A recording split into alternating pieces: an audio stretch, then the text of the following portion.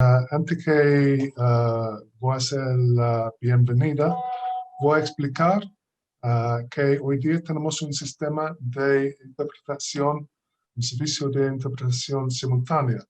Entonces, para explicarlo, los que quieren usarlo, hay un botón en el fondo del escenario a la derecha que dice interpretación. Si hace un clic en este botón, vas a ver dos idiomas. ¿Quieres escuchar en inglés? Hace clic en inglés, o en español, hace clic en español. También el sistema da un 20% al idioma original y 80% del idioma de tu preferencia. ¿Quieres mutear el idioma original? Tú puedes poner el botón mutear. And so I'm going to go on to English. Today we're using a system of simultaneous interpretation. If you look at your screen, on the bottom, the right-hand side, there is a button that says interpretation. If you click on that button, you'll see there are two languages. If you want to listen in English, click on English. If you want to listen in Spanish, click on Spanish. There's also 20% of the original language in the background. If that is distracting you and you want to switch off, press the mute button and you'll just listen to the language of your choice. So having explained that, I'm going to continue in English. So first of all, welcome. Welcome to everybody who's joining us today. A special welcome to Dr. Jessica Campos, who's joining us from Cambridge. And Joanna, our chairman for the day, will give her a full introduction in a moment. And a special welcome to Nana Baffour, who's talking to us from Brazil. So we have a truly international event today. And we were just saying before the event started, this is an example of true networking. So we're connecting England, Brazil via Chile. And our subject for the day is about ESG and talking about sustainable use of technology in our businesses going forwards. So having given a welcome, I don't want to take up any more time because if we have people who know much more about it than I do, I'm going to hand over now to Joanna Paris, the president of our Technology, Innovation and Science Committee, to introduce our speakers. Over to you, Joanna.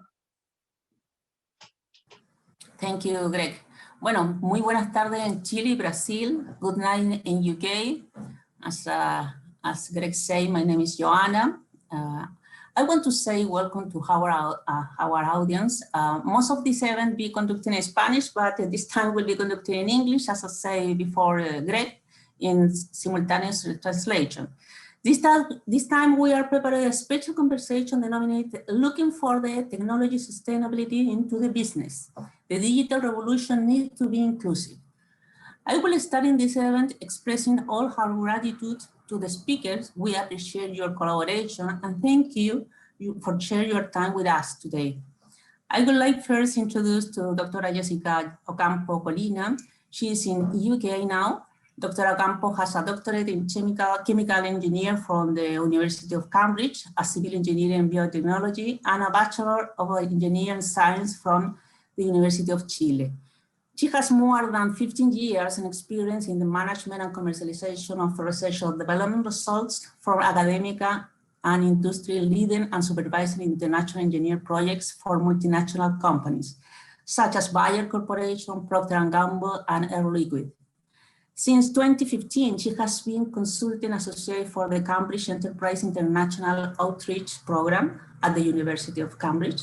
And in 2018, she became a member of the Center of Environment, Energy, and Natural Resource Governance at the University of Cambridge, supporting the technology transfer process in the food, water, and energy nexus. Currently, she is a co-founder and CEO of Camexus IoT, a technology company, a spin-out of the University of Cambridge, which developed IoT solutions for sustainable development. Both Camexus and Dr. Ocampo has received numerous awards and accolades, including Clean Tech Company of the Year in year 2019 and 2020, and recently nominated for CEO of the Year by Cambridge Independent Science and Technology Award. So personally, I recommend to listen Jessica TED Talks conference named Inclusive Innovation Start from Within. Welcome, Jessica, to this webinar. Many thanks. Thank you, Jan. You're welcome. And also, I would like to say welcome to Mr. Nana Baffour. He is located in Brazil. Mr. Baffour has a Bachelor in Economics from Lawrence University and Master Science in Economics from University of North California, and MBA from New York University and Stern School of Business. Mr. Baffour also attended the London Business School, and he is a Chartered Financial Analyst. Over the past 17 years, Mr. Baffour has led the acquisition and subsequent management of a notable division of larger enterprise, including Vertex Data Science from United Utility Group, the MWB system from Tompkins, Consonus Data Center from Gestar Gas Corp, and strategic technology from GE Capital, amongst others. Today, he is CEO, Chairman, and Chief Culture Officer in Quintes Company. This company is one of the main suppliers of technology solution and digital transformation in Brazil, elected one of the most innovative companies in the country. The company brings together expertise with regard to strategy, innovation, design, and technology to position itself as a leader in digital transformation, developing innovative capabilities and with emerging technology, supporting clients and their journey towards sustainable business growth. All of Quintes' actions are informed by ESG practice and operate with a genuine concern for its people as well as the community Quintes engage with. There is also an interview in YouTube in CNN Brazil of Nana Baffour, so I suggest also to see this interview. So many thanks to be here, Nana, also. Thank you so much.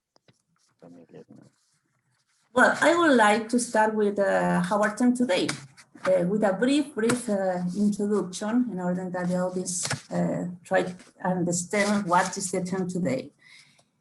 In the year 2015, the ONU, the Nations United, approved the 2030 Agenda of Sustainability Development, an opportunity for countries and their society to embark on a new path to improve the life of all, leaving no one behind. The agenda has 70 sustainable development goals to transform our world, ranging from the elimination of poverty to the fight against climate change, education, and equality for women, the defense of the environment, or the design of our cities. Today, we can see in Europe and Chile, private and public regulation include an element for ESG metrics. The world has changed fastly and very recently, very fast. Can technology help us more sustainable? That is the question. The digitalization of companies can help to optimize process and therefore to do it in a more responsible way. Technology innovation applied to sustainability could generate a lot of knowledge and provide key elements to achieve objectives in terms of sustainable development, which today are difficult to achieve. We have to be in mind that the demand for sustainability is increasingly present in the company. Now, environment, social, and ethical information is required for almost any department. And more investment groups are betting on green company. So if a corporation wants to access financing, they will have to present ODS reports to get green loans. To do this, the strategy must be designed to allow companies to be ethical and have a purpose. The main add value the technology can bring to the sustainable development is that the company can quickly and easily calculate their environment footprint. In this way, it is achieved cost anti-reduction, traceability and trust, resilience, cooperation, agile, and conscious report generation. So let us always remember that the fundamental pillar for sustainability is a reduction. Let's think about what we need and why. Let us invest in innovation to develop a system that allow us to have ethical flows of another materials reduction and consumption. Circularity is a process, will be a key element for sustainability development. Also in the digital environment, and finally remember that the technology involved people, leave no one behind. In this context, I would like to start the conversation with our inviters. So we have the panelists here that they are special in this material. So I would like to start with Jessica, and also Nana, you can complement the question later. So Jessica, in your experience, could you tell us about your vision for your company, about the challenges in the project or technology, taking in mind ESG or ODS goals? Could you tell us your experience? Yes. Well, thanks so much, Joanna, for the invitation, and to all the attendees. And in particular, I'm very honored to be chairing this panel with Nana and also Greg as part of the chairman of this chamber. So it's a great honor. Well, as you say, exactly for us and particularly the company, and I would say that most of the projects that I am involved have this. I embed as much as possible the vision that as a person I have known what we are trying to achieve.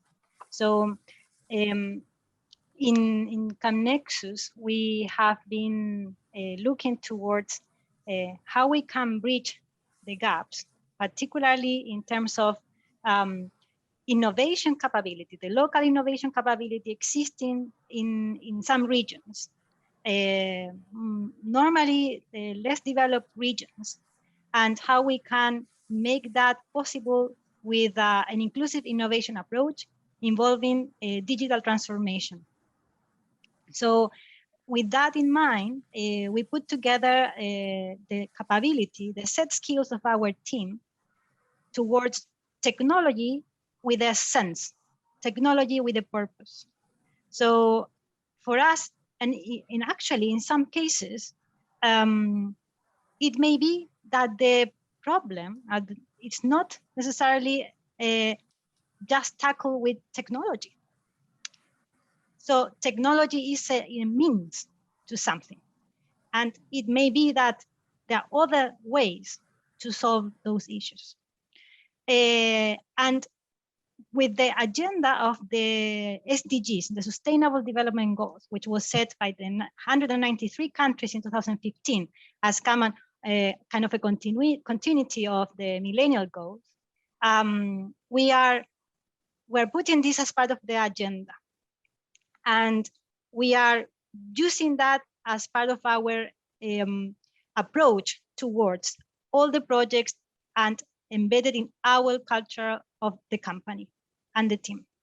We tackle particularly SDG 6 related to sanitation, so water and sanitation. We tackle SDG 7, energy, affordable and clean energy. We tackle SDG 9, industry, innovation and infrastructure, and that is very important to work together with governments and particularly policymakers, organizations such as this one, the Committee of Innovation, Science and Technology, in order to create local capability. And SDG 11, Sustainable Cities and Communities, and SDG 12, which is Responsible Consumption and Production. So we really try to make that as concrete and transparent as possible, because I think one of the challenges that we see, and probably Nana here can add more from his experience as well, is the difficulty sometimes to put this framework into something tangible, measurable, and transparent, such as that not just the investors, but actually the consumers, the end users, can look at that when they decide whether they want to pursue a project, a product, or a service. Are we doing good or bad? What are we doing with our product at the end? And I think that is the key part that we need to embrace. And it's not just about being a green NGO or charity. This vision should not be just considered by default just part of the social enterprises or NGOs, but actually embedded by the transversally, but any company. That is the mission and vision that we are pursuing. Thank you, Yasire. Very clear. Thank you. Nana, what is your vision? What is your experience of this? Yeah, thank you, Joanna. Thank you, Greg and Brit Sham in Chile. And a pleasure to meet you, Dr. Campos. Look, I think that there's a couple, if I look at the world today, there's a couple of big trends that have been going on probably since the fall of the Berlin Wall in 1989. And they've gotten more accelerated probably in the last 10 years. And that starts from, you know, the concept of capitalism, where, you know, for 50 years after the Second World War, it was going to win until the fall of the Berlin Wall and the breakup of the USSR, and it was clear that capitalism had won. And, you know, a lot of us within capitalist economies like the US and so forth celebrated. And we had 20 years of capitalism basically being the law of the land, and every country aspiring to that. And of course, all the way from 1989 to 2008, that was what was happening. We saw huge amounts of globalization, trade agreements, and so forth and so on. Except in 2008, with the financial crisis, I think it became very clear that capitalism was creating a lot of complexities in the society, accelerating inequality. Productivity was not being shared, and that created a series of triggers that I think is because the world hasn't figured out what's the right model. Distortion. You obviously have a huge amount of travel, of growth, demographic changes, immigration complexity. And the one theme that is driving all of this thing is the power of technology as a transformative agent. That's been the one theme that's been driving it. So on one extreme, you have technology becoming the biggest driver of value creation. And on the other extreme, you have technology creating a lot of these distortions. And the fact of the matter is that the company, the corporate entity, commercial business sits at the center of this whole dynamic that is going on. And so from our perspective, we think that technology is driving the world, and companies need technology to participate. And therefore the change has to start from the corporate community. And that change, we believe, has to start by the corporate community recognizing that they need to care about building sustainable capitalist enterprises. And from our perspective at Quintes, we think of a sustainable capital enterprise as an enterprise which recognizes right off the bat that it has four main constituents that are in some ways equal to each other and vary from time to time, but they have equality in terms of priorities, which is the employees of the company, the clients of the company, of course, the shareholders of the company, and the broader society at large. We believe that benefiting or prioritizing any one of these over the other is not going to be sustainable. And so starting off from that premise, we think from Quintes' perspective, we believe there's three big things that companies have to do if they want to build sustainable enterprises. And the first thing is they have to create very, very unique experiences. And they do it through their web interface. They do it through how they provide their services, you know, the way that their employees support them, et cetera, et cetera. But they have to create unique experiences. And we see some of these new economy companies doing that. Amazon of the world, Uber, et cetera, Airbnb.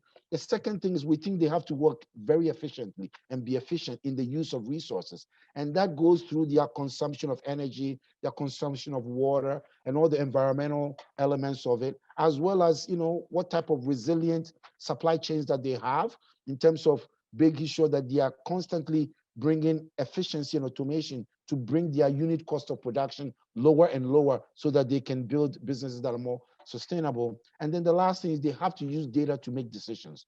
So they are generating a lot of data now, and they have to use that to make good decisions. And all of this, we believe technology can be enabling all of these things.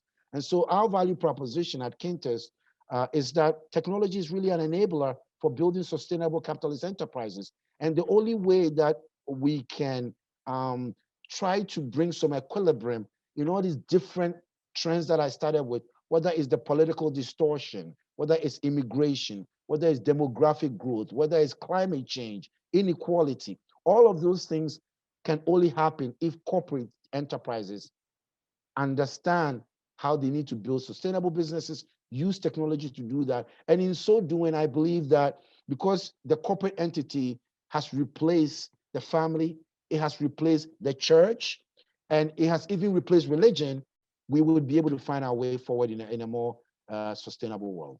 So that's how, Joanna, from a Quintes perspective, our contribution is really to provide the technologies so that the corporate enterprises can really do this job. Thank you. Talking about the experience, I have another question for both. But before, I would like to remember the audience that you can put the question in the section habilitated for this, enabled for this, under the screen. You can ask something for our expositors. So please go ahead with the question. About the experience, about the Joanna, just sorry to interrupt you. Joanna, sorry to interrupt you. Nana, we've lost your camera. So we can hear you fine, but we can't see you. So I don't know if you had a problem with the camera, but I can hear you fine. But if you can put the camera back on, that would be great. También quiero agregar que ya tenemos más participantes. Entonces, para ellos que recién nos juntaron. Am I back? Am I back? You're back. Yeah. You're back. Tenemos un sistema de interpretación simultánea, un botón en el fondo del escenario, si le das un clic y puedes elegir el idioma en que quieren escuchar. Joanna. Thank you, Ged. So remember, question and answer is open.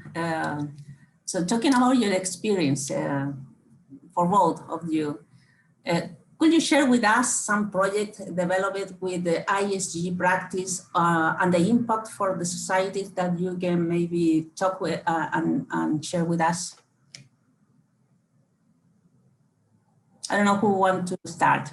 Sure, I can go ahead. And so, okay. as I mentioned, we pride ourselves on bringing technology to help companies bring ESG, and we have a couple of examples. But one of the work that we do that brings me great joy is that we are a significant technology provider for Caixa Econômica Federal, which is the largest bank in Brazil. It is partly government owned. And among other things, it is a bank through which the government exercises their function in terms of social support. And so it is the bank that during the pandemic, the money that the government put out into the economy went through Caixa. It is the bank that the government uses to promote, My Family, My House. That's a Brazilian program of having low-income housing. It is the bank that the government uses to support, people that are a bit lower in the social class. And what we do for them, Quintes, is that we are the company that supports all the digital platforms that facilitates all the digital transactions and all the card transactions and payment methodologies that they have. So, we have over 150 people working on these platforms. They are large platforms. Tens of millions of people get their monthly government benefits from there, pay their pension from there. And so that's the kind of participation that we are providing that we feel proud about. And during the COVID, for example, where the bank had to put everybody remote, but then it needed to increase its throughput, right? So imagine having to put all the employees remote, which we had to give them, but have to increase the number of transactions that they have to do to hundreds of millions of transactions and supporting them all at once. And Quintes was there to kind of help that. So that's a great example of some of the work that we do to facilitate inclusion and financial sustainability that we are proud of. We have a couple of other things, but this is one of the ones that we are most proud of.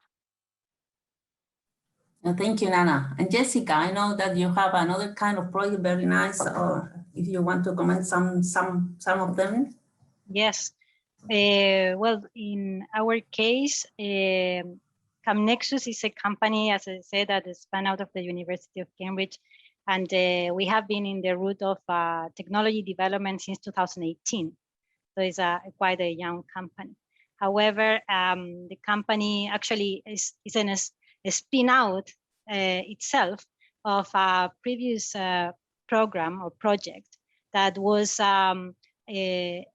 student-led organization, which actually the two co-founders of CamNexus, which both of us are Chilean, while we were doing our PhD in Cambridge, we realized of the huge need for the developing of, as I said before, local innovation capability, particularly in order to increase the possibility. At that time, I was doing my PhD in Cambridge, that we could connect and make more impact with our research. We were talking of research normally at the front end, so frontier research, cutting edge research. And what we realized was that it was really important, and as Greg said before starting this actual panel, the importance of networking. Whilst we were here in Cambridge, we identified the opportunity to create a platform, a nexus, that could provide with the necessary skills, or actually to provide together the mutual benefit of the skills and capabilities existing in both sides of the Atlantic. And through that, in this platform, we were able to start doing project on research collaboration, which account for £1 million from 2015 to 2017. That project was super important and emblematic as the, I would say, making a clear case that it was important to work with technology and people in order to bridge the developing gaps in Latin America. Using the Newton funds existing at that time, particularly in Chile, because Chile is not long as graduated from the Newton funds, but we were able to connect with more than 50 researchers in Cambridge with 4 countries in Latin America.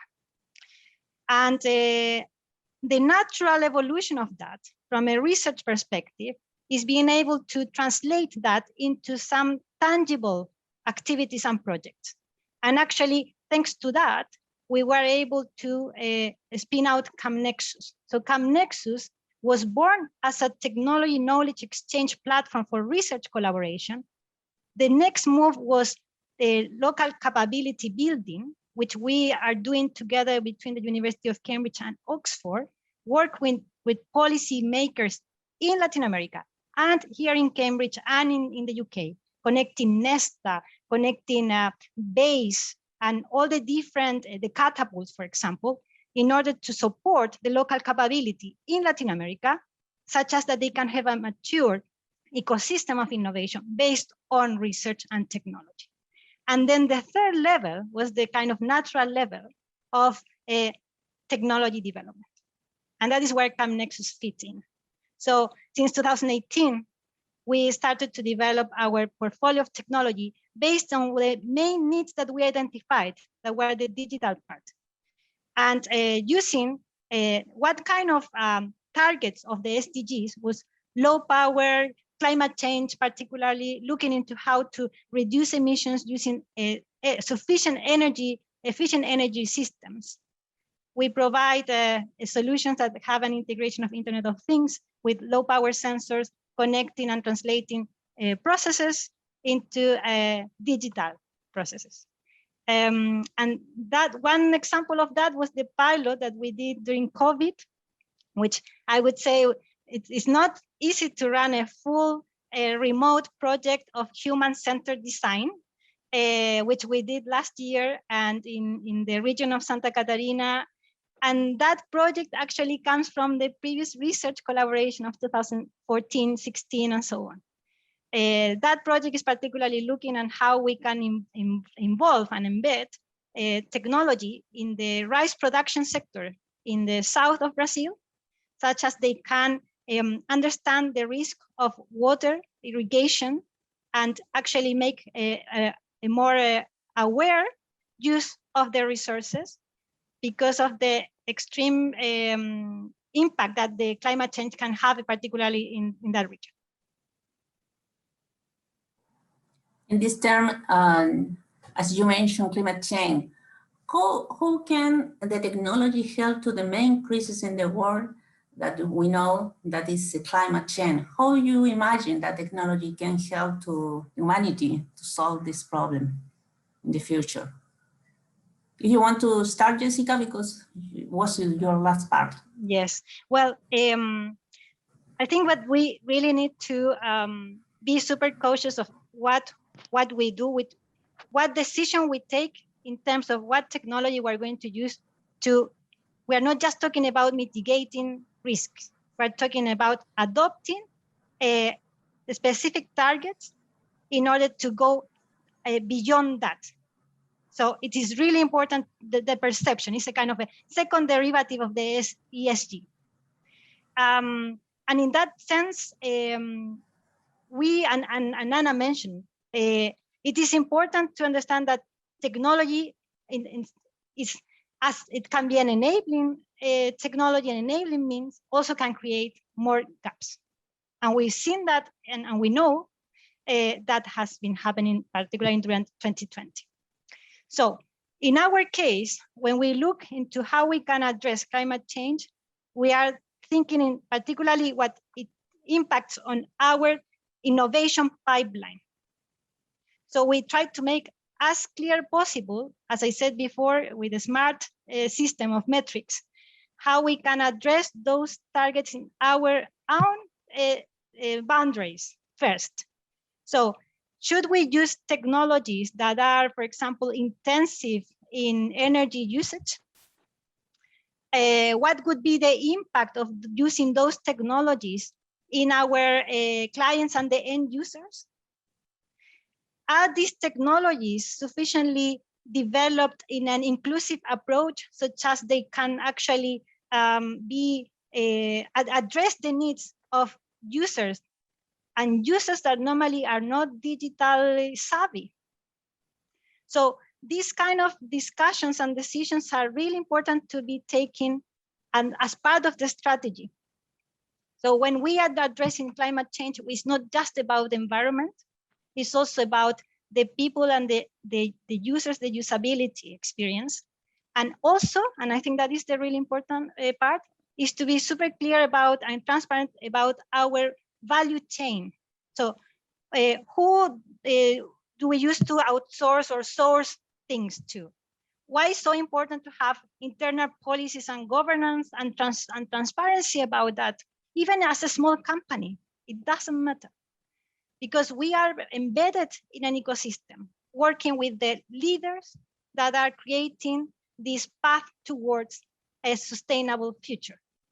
And I am the leading in that here. So we need to do that. It's our example. So this is just some of our goals and strategies that we use. Thank you, Jessica. You had saying something very important. The leaders need to be involved in this kind of problematics. So Nana, what is your opinion? Look, I think that the issue of climate change is an incredibly complex issue. And the reason why it's complex is that I think as a society, for the last 50 years, we have created an expectation of what it means to live a good life. Now, as it turns out, that good life requires, or maybe requires is not the right word, but that good life is demanding huge amount of resources, and in fact, it's extractive in terms of what it takes out of the community, the environment, and so forth. But this has become the standard of what it means to have a good life. So if you are a person in India or in China or in Africa or in Latin America for that matter, and you are thinking about how you rise from a lower socioeconomic class to a middle class and to a higher class, your perception of it is you got to have a big house, you got to have a big car, you got to go on vacations, you got to buy clothes, and all that consumption is your definition of what a good life is. Well, as it turns out, to facilitate that consumption, we are going about it in the most inefficient way on the climate. I mean, I challenge everybody to spend one weekend and look at the garbage that they create in their house. One person, just being home for 2 days, Friday and Saturday. You know, everything that you buy, you got packaging, you got et cetera, et cetera, et cetera, et cetera. And so it becomes a very difficult conversation when we start talking about climate change, and in so doing, we start putting restrictions on people's ability to consume the way they want to consume. And so this is what creates the complexity of what we can do. And frankly, I think technology is helpful, but probably, in my opinion, what is probably going to be the most helpful and the most catalytic is how we can change the narrative about what it means to live a useful life, right? And so I think most of us, you know, I'm 49 this year, and I joke, you know, we have a business of 3,300 people around Brazil and around the world. And I tell, when I talk to people, I talk about how most of the young people in our business now, 25 years, 26 years, they are not thinking about a good life as having a Ferrari and, you know, living in New York and all that. This is what I thought about when I was 27 years old. And that's a good thing, right? Because they don't care about having a Ferrari at 27 years old. That's not what's important to them. They want to make a real difference. And why is that? Because the way in which over the last 10 years, we have begun to talk about success is beginning to consider that having a successful life is also having a sustainable life, it's having a meaningful life, it's having a life of sacrifice. And this is what I mean by changing the narratives. And so, you know, from my perspective, I think probably the biggest impact on climate change has less to do with technology and more to do with changing the narrative about what it means to live a useful life and be a successful human on this great earth that we all inhabit. Joanna, can I come in with a question? Sure. As a panelist, sure. I'm not actually allowed to ask it on the Q&A system, so I'll have to say it out loud. But one of the things that both Jessica and Nana have mentioned, I think, is about giving access to more people, access to technology. And it's clear that we do have a double standard, I think. You know, the people who are on this webinar ourselves, you know, we're sitting by a nice computer. We have the benefit of being of enjoying this conversation and hearing about some of the issues, but there are so many people who can't even connect one way or another. And those people during the pandemic have certainly suffered, I think, more than people who can connect. And that sort of creates some sort of a social divide, I know, and I guess that's what we're talking about, sort of inclusion. I mean, an example for me is here recently, Jessica, I'm sure you're aware, but Nana, the government has now done 3 pension drawdowns. So it's enabled people to draw down on their pension to help them with their day-to-day costs and expenses during the pandemic, because so many people have lost their jobs, for instance. If I wanted to draw down on my pension, I can just go online, click 2 buttons, and 3 days later, the money's in my account. If I don't have access, I have to go and queue up for 4 hours, or maybe get there at midnight until the office opens the next day, so I can go in, fill in a lot of papers, and hopefully sometime later go back and queue up again to get my money.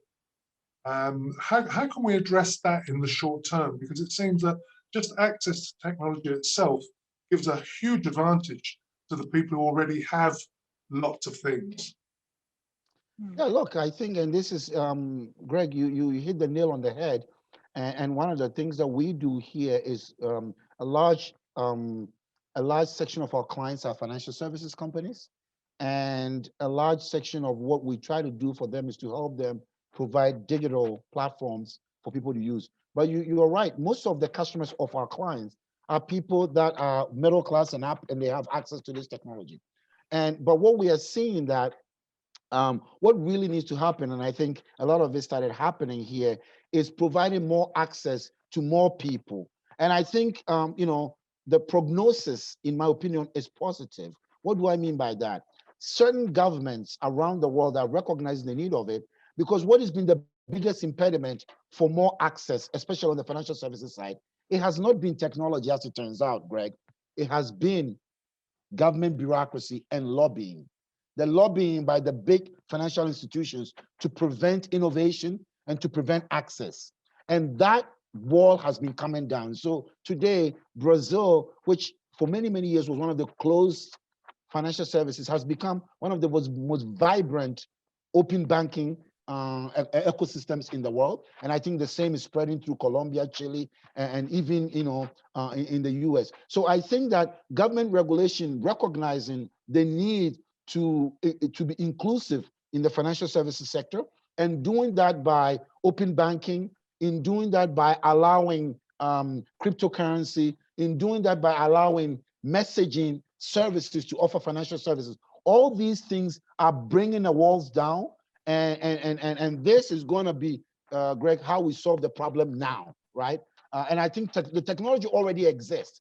What has been preventing the technology is big corporate lobbying against open access, and big corporate lobbying against open systems under the guise of security and research, et cetera, which is obviously not accurate, and we are seeing that now. So I think that's how the problem is going to be solved, and it has already started happening in the last 5 years. The revolution in financial services in Brazil and Latin America, just like in the rest of the world, but especially in the developing world, has been just absolutely outstanding.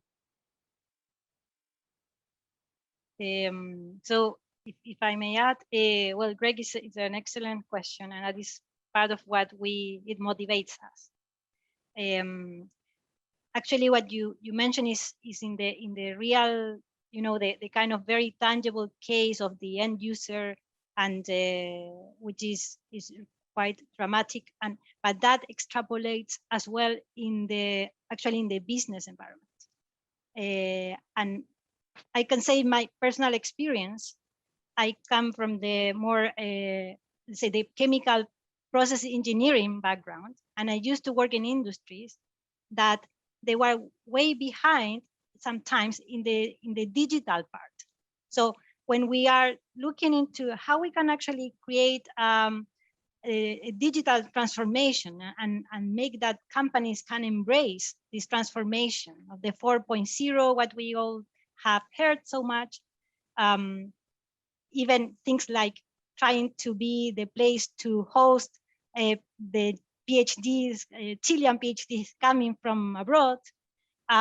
We need to think that many times the conditions are not yet there. And as I have lived that as a user of technology, trying to be a user of technology in a scenario of where the KPIs and the core of the business is not necessarily digital, it needs to make sense. You need to translate this adoption of technology, this process of new technologies for an internal innovation process into the KPIs of the industry. And that is one key thing that has to happen just in that environment. So we see so I can tell you that it's something that happens at all levels. And even more, if you have the lack of find sectors with early adopters, which we have found, unfortunately, sometimes who are providing those technologies are not necessarily and I can tell you what's happening, particularly in some developing countries, not necessarily the ones that have the full knowledge of that technology. So if that means that many times you can create actually, how you say, you can scare off the adopters because they don't think or they don't feel that the technology had any impact into their business. It's not related to their needs. It was just sold as something because it was trendy or so. So that is one thing that we have experienced. And when we go with some idea of innovation, trying to help companies, for example, that they are not necessarily digital as a core of the business, the first thing is to understand what they need. And as I said at the beginning, maybe the technology is not the answer. And in that regard, understanding what their core issues, and it's the same thing with the user. If you're talking with someone that doesn't have a computer, but they use their mobile, and the mobile is their life, you need to find the ways, if you really want to create a better life for them, as Nana said, how to have a better life, no? How we can become that life environment better. It's not just about selling something because I have the opportunity to have it and then I want you to sell, no? So I think that is one of the key things. And more into the largest, I would say, a sphere, policy. Policy is really important. Policy and education. Here, we see that when we talk about capability of innovation, we're talking about education. So we need to go from actually the lowest level to the highest level. So evangelize, if we could say. Why it's important to have, for example, a human-centered design approach when we are developing new technology. Having a different approach on the procurement system, for example, for the e-governments, where we could embrace local companies, SMEs from our area. No, we're talking of footprint. Let's talk of low footprint in our Chilean region. So use those companies, train them, but help them to identify needs that they can solve with the tools that and capability they have. But we need to create a more accessible and open environment that can support local companies. And a final point, and I think in that regard, well, I have to say, Nana, I have been a bit lucky as well, seeing how some corporates are really embracing working in partnership with small companies. And I think that is a model that we need to replicate. And the policy, the government has to provide that environment to incentivize that. Yeah, you are mentioning a word very important about the education, about the academics, but in Latin America, it's not so usual work together in collaboration. So what is the importance for you and Nana? We are in the last minute, but in a few words, but what is the important in collaborate with research and development, public, private, and maybe academics, institutions to include the sustainable practice in the market? Look, I think one of the things that we have all learned in the last 10 plus years, as the velocity of change has every year gotten more and more, is that it is absolutely impossible to do it alone.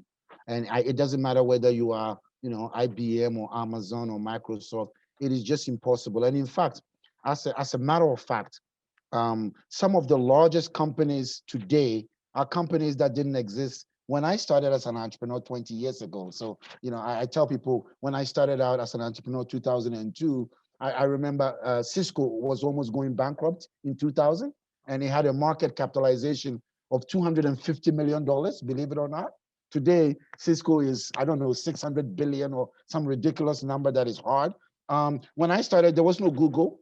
Well, this is just 20 years ago. So Google, so Facebook, no Instagram.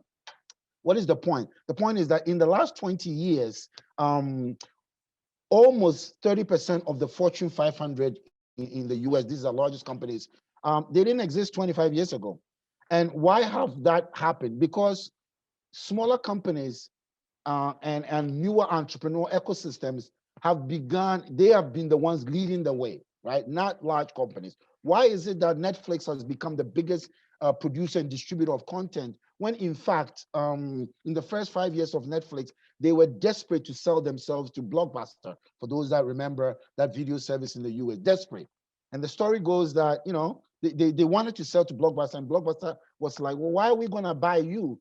You just like, you have no value to us. Well, as it turns out, the value was they put Blockbuster out of business. So collaboration, in my opinion, it is the key to success in this new world, collaboration.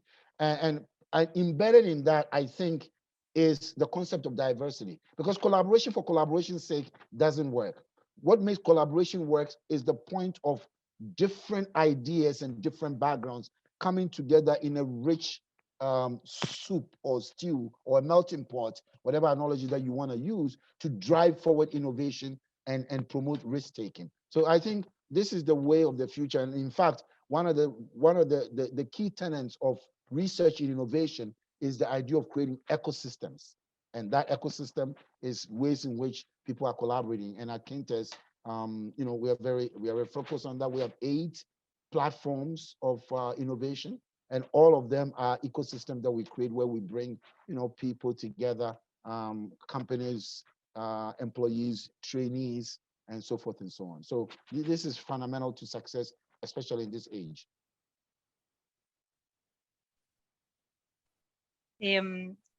Well, in our case, research and development is key. I decided to do a PhD in Cambridge while I was working quite safe in a safe environment, the corporate environment, after 10 years, more than 10 years in Germany, in France, in the US, in Brazil. And I decided to take this kind of risky approach and go for a PhD. I remember at that time, people didn't understand why. If I say, are you going to get more money? That was the question. It was like, actually, I'm going to go back as a student. And I have to pay for those studies. And basically, I felt that I personally have this need to have an intellectual challenge, and that without this if I was going to develop, that's what my dream, to develop something that could make an impact in people's life, I have to be at the frontier of that research. How to take that from the Olympus to the actual hands of someone. And I realized that while I was doing that in the corporate environment, I couldn't find the place to do this inclusive innovation approach. And I felt that I was just one small part of the very large thing. And I thought that maybe in the academic world, I could do that. And it was kind of something similar. And I had this opportunity to take a different approach. I was a mature student. I was not the young student coming just from my undergrad to do a PhD. And being in this ecosystem, as Nana said, so important. An ecosystem where it's safe to fail. I decided I have to embrace this. I never thought of being an entrepreneur, and I did it. So what I want to say here is, in my case, following this path of research and development is vital. We see the opportunity of collaboration and combining different skill sets. We need to have different multidisciplinary people coming from different backgrounds. And actually, for some of you that maybe don't yet know the difference, or maybe just to remind, when we speak of inclusive and diversity, so we're talking, that's an example I think is really nice. When you see diversity is that you are invited to a party, and inclusive is that you're actually invited to play the music list of the party. So this is the approach that we need to take. And I know it's not easy. I am here an immigrant in Cambridge, and we're both Chileans and immigrants. And but we don't have any last name that nobody can even pronounce, so it's not easy. But if you find the right, you have just, as I say, the ecosystem, but also this dream and vision and trying to create and make a change. I don't know what the future will be. We are all living in very uncertain times. It's very difficult, but at least we know what we are doing, and we have the vision, and we have to follow. So that is what I can say. Thank you very much, Jessica. Well, the time goes very fast. So we are on the last minute.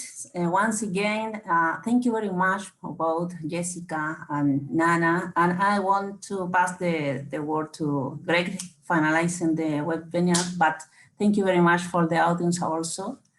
Great conversation. So go ahead, Greg. Okay, thank you very much, Joanna.